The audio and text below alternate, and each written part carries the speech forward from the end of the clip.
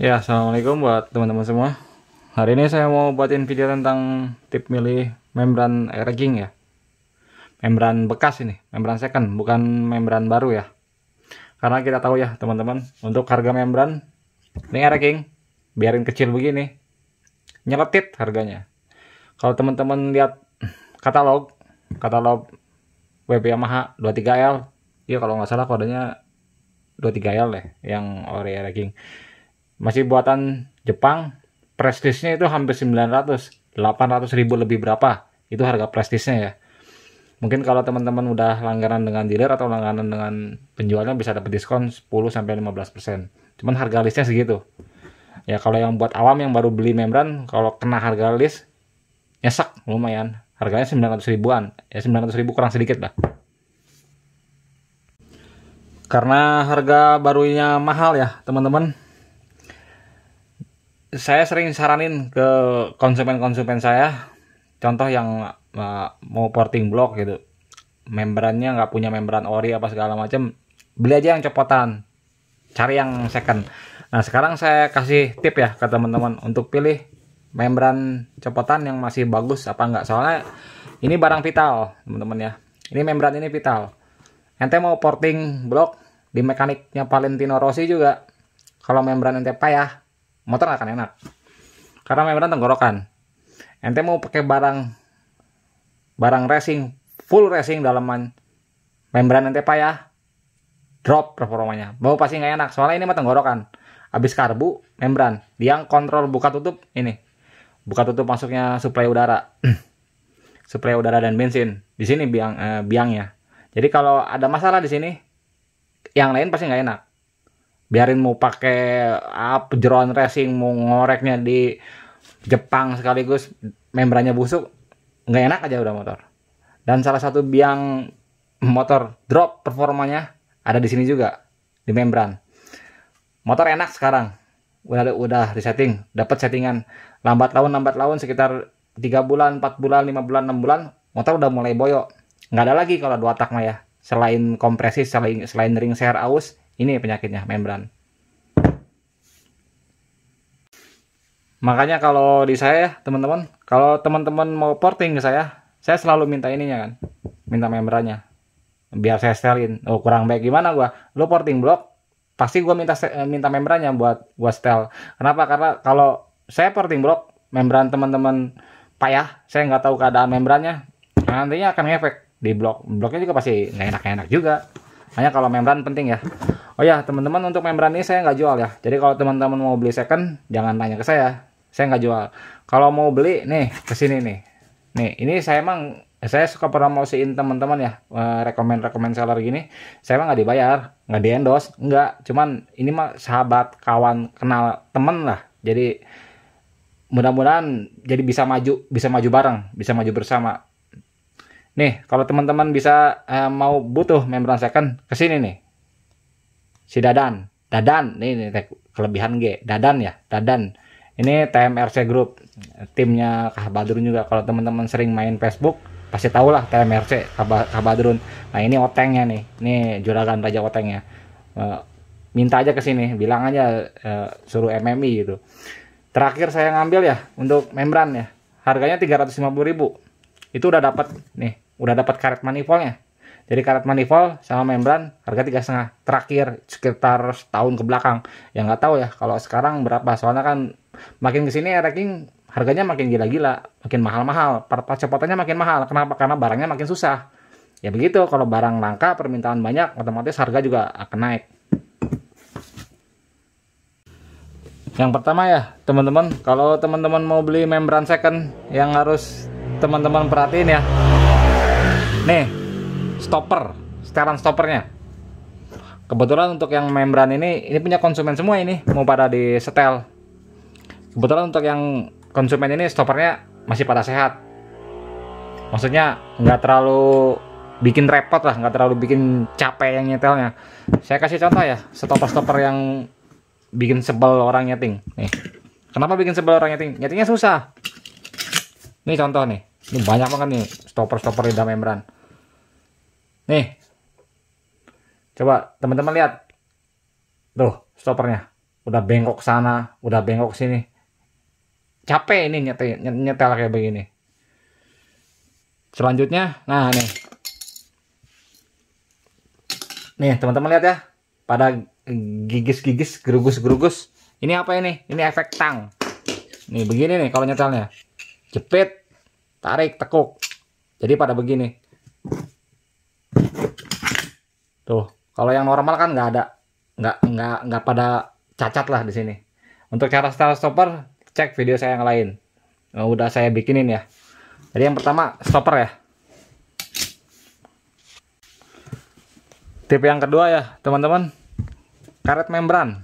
Ini saya kasih contoh nih. Ini ada 2 membran. Sama-sama second ya ini. Nih teman-teman lihat ya. Nah, tuh. Ini second. Cuman ini punya siapa ya? Lupa dah ini. Punya siapa dah? Tahu deh, ini punya konsumen. Ini teman-teman lihat ya. Tuh. Karetnya. Ini nggak ada yang gripis, nggak ada yang rompal. Nah, kalau begini ini mekanik seneng. Kenapa seneng? Nyetingnya gampang. Nggak terlalu susah. Apalagi ketemu stopper normal kayak begini nih, yang nggak ada cacat tuh. Nggak cacat, nggak tekuk, nggak pada rusak lah. Gampang ini nyetelnya nggak terlalu sulit. Lain hal kalau nemuin karet membran kayak begini. Teman-teman lihat ya. Tuh. Karetnya rompal. Ini ada nih rakyat. Nah nih, kalau gini, wabillahi taufiq wal hidayah ini mah. Ini sebenarnya masih bisa kalau untuk disetel lagi, untuk dibenerin bisa, untuk dibenerin. Ini harus tutup dulu ininya. Pakai lem. Nih, pakai ini nih. Lem porting. Ini mah kalau kepepet ya, teman-teman ya. Saya bilang kalau emang kepepet, kalau emang nggak punya budget, nggak punya duit, lagi bokeh gitu ya. Ketemu membran kayak begini, yang pada rompal gini, bisa tutup aja pakai ini, pakai lem, dilem sedikit, tunggu kering, udah kering amplas. Jadi nanti dasarnya mirip-mirip kayak pipos, nggak ada karetnya, rata semua udah. Jadi alasnya pakai lem ini, pakai lem porting ini, resin. Yang kayak begini, kalau teman-teman tetap paksain ya, ini setel. Ini mau sampai botak sariawan nggak bakal dapet ini setelan. Ya gimana mau dapat? Ini kan anjlok tuh. Tuh. Ini kan beda sebelah tuh. Jadi teman-teman harus isi dulu nih ruang ininya. Kalau emang mau nekat ya, kalau emang tetap mau dipakai, ya ini harus dilem dulu, ditutup. Baru teman-teman bisa setel. Jadi paham ya?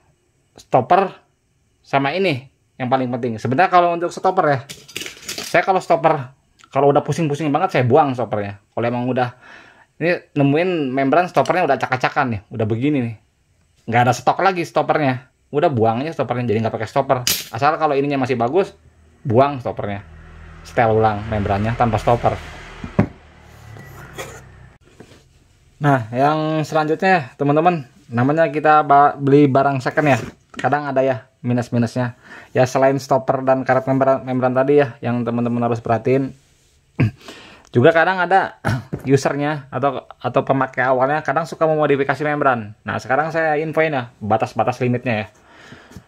Ini membuat reader yang pemakainya pemula aja ya, bukan untuk yang pro atau untuk yang expert ya. Karena untuk yang batas ini maksudnya masih dalam batas untuk pemula dalam nyetelnya, jadi masih dalam tahap-tahap mudah lah. Nah, kadang kalau teman-teman dapat membran ini suka ditipisin nih. Nih, si penampang ininya suka ada yang kecil gitu, suka ada yang tipis. Itu mah nggak apa-apa, nggak masalah. Cuman kalau ininya terlalu tipisnya terlalu banyak, si moncong karbu depan sama karet filter ketika dikencengin klemnya, moncongnya tuh kayak yang nggak ngikat semua karena si karbunya kedesak ke dalam. Karena efek ininya ditipisin. Itu ditipisin itu mah biar cepet doang, si bensin biar cepet masuk ke dalam. Jadi kan kalau ditipisin posisi karbu masuk ke dalam, ya lebih dekat lah ke intake-nya. Satu. Yang kedua, kadang teman-teman suka nemuin ada modifikasi yang atas nih, yang top di sini suka dicoak. Itu nggak apa-apa, nggak masalah, nggak bikin repot lah. Itu mah biar flow-nya lebih bagus aja. Karena kalau teman-teman perhatiin ya, kalau ini dipasang karet intake, di sini dia ada benturan. Nah, yang ketiga, kadang suka nemuin ininya direbarin nih. Teman-teman suka lihat ya. suka ada yang ngemodif ya, dibesarin ya ininya kan, jendelanya kan. Nah teman-teman kalau untuk pemula ya, ini bukan untuk yang pro ataupun yang expert ya, karena untuk yang pro, untuk yang expert batas ini masih bisa dikembangin lagi. Tapi kalau untuk pemula mungkin saya kasih batasannya aja.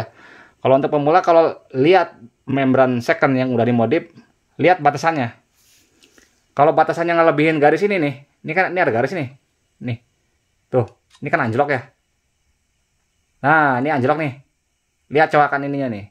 Kalau cowakan dari ujung sininya ngelebihin ke sini, jangan diambil, jangan dibeli. Ente susah nyetingnya nanti.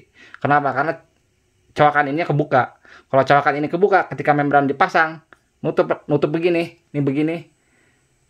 Membran ini udah dipasang ya. Aduh, nggak mau fokus. Nah, karena ini jendela dibabat, dia mangap di sininya. Nah, kalau untuk pemula itu nyetelnya susah. Tapi mungkin untuk yang pro, untuk yang expert, merem lah. Hal-hal kayak gitu masih bisa dikembangin lagi. Jadi perhatiin aja untuk bagian pembesarannya. Juga kalau teman-teman dapetin membran yang jendelanya udah besar, efeknya di putaran bawah motor sedikit agak lemes. Kenapa? Karena apa ya, jendelanya dia lebih besar.